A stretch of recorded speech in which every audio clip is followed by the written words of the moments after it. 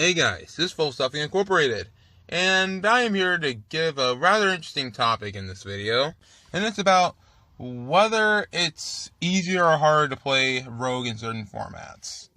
And the answer is yes. And I was going to say, this format, it's become much harder to play Rogue than any other metagame that I've ever been into in any game, really. I mean, in Smash, I could just still play as, I don't know, Bowser, Link, and still stand a good chance to get some of the top players to use Bayonetta.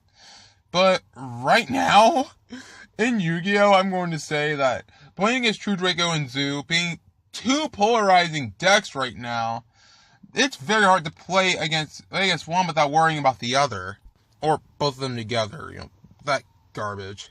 I mean, what makes this metagame so freaking bad right now is that it's gone on for so long. I mean, it's not beginning Duelist Alliance long, but at least that has some variety. We have 5 top decks when Necros came out.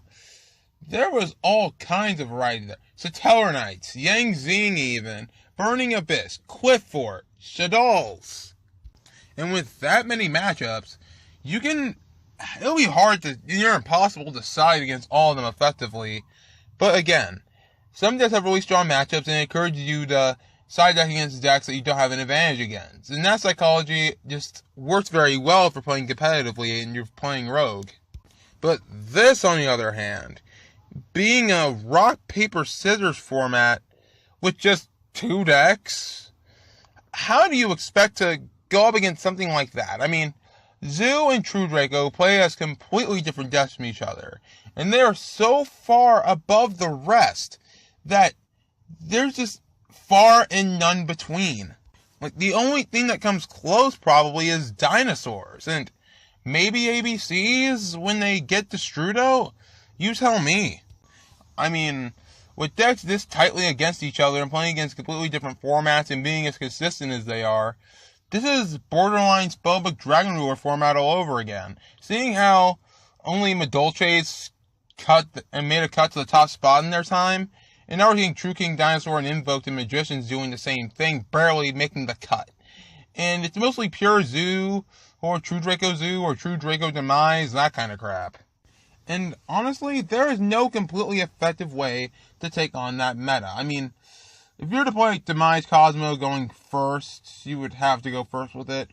I mean, most decks would stand a chance of they're going first, but Zoo and True Dragon can go by either position, and they will beat your face in no matter what happens. I mean, when they go first, they can disrupt you to no end. I mean, with True Draco, Dynamite Knight will earn you more pluses while you get summon Masterpiece on your turn, and they can just get rid of more of your cards with the spells, and on top of that, use Masterpiece's effect and Disruption to further stop your plays.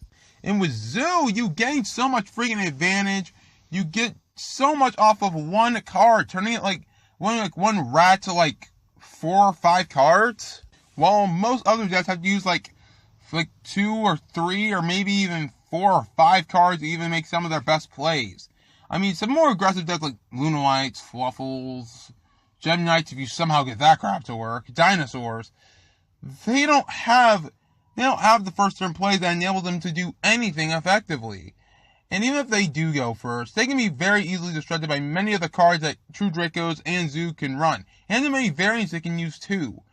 I mean, considering that those two are completely polarizing decks, you can make a deck completely against Zoo and have it work. But it will do nothing if not be destroyed by True Draco. It's such a polarizing metagame that you have to, almost like Naruto's training for the Rasen Shuriken, you have to look left and right at the same dang time and hope it works. And it was nowhere near as easy to solve as it is in Naruto, as you only needed one more clone. Where is our extra clone here? We could use Zoo. Great. How do we do better using Zoo than the Zoo deck? How do we do better using True Draco Card Demise? If True Dracos do that better, and they're some of the best engines they've got, and it's insane how powerful they are. It's unbelievable. And unlike other decks right now, I will say this, Hat, Dino Rabbit, the metagame that they were in, they were very quick. But those decks slowed the format down to their level and brought the lockdown brought those decks down to their knees. Where is that anti-meta strategy now? Considering that you have to decide against one deck, but the other one plays just as well, it does almost the complete opposite of what the other does. And does it very effectively to the point of you having to look left and right at the same time. And even if that's why anti-meta is so hard to play right now. Because you can't stay consistent with these plays. You can't keep the advantage that you have off of these decks, knowing that the other deck that you're trying to go up against is just near impossible. Near impossible, man. This is probably the most tight that this metagame or any metagame will ever get. Knowing that two decks play completely different ways, can work together, and can still top consistently and have advantages over each other that doesn't completely overwrite the other. Kind of like Cosmo and Monarch, but worse. And seriously, I haven't seen anything this crazy in a long time. Being able to play Rogue in this metagame would be a freaking miracle. At this point, I'm probably not going to play competitively for the rest of this format until mid-September that they've claimed. Or the end of September, the end of October, whatever they're going to say, that they're going to bring a ban list in. And it's just so ridiculous. It's gotten stale. It's gotten annoying since Maximum Crisis came out. And there's not much that we can do in this metagame if you're trying to play Rogue. Considering that you have to build your deck, if you're playing anti-meta, around both decks, and lose to either one if they are not merged. It's an insanely hard matchup, and I feel like that you need so much more than insight. You need a lot more than just skill. You need to have the perfect deck against them. Windwitch Invoked is not perfect against either deck. He has a good matchup, but a bad matchup as well, considering that they would need to go first to make most of their plays to begin with. And that in itself is very freaking hard to get around. It's just ridiculous.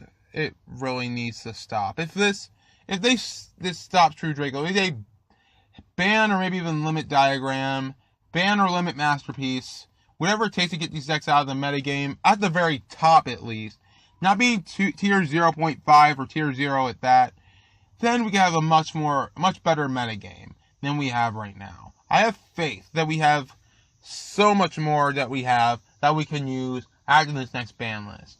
But then again, it's Konami, and I expected patchwork months ago, but, that's just how it is. So I hope you guys enjoyed this video, and if you guys like it, be sure to hit that like button, subscribe, join the Forever Army, and together we will beat the meta.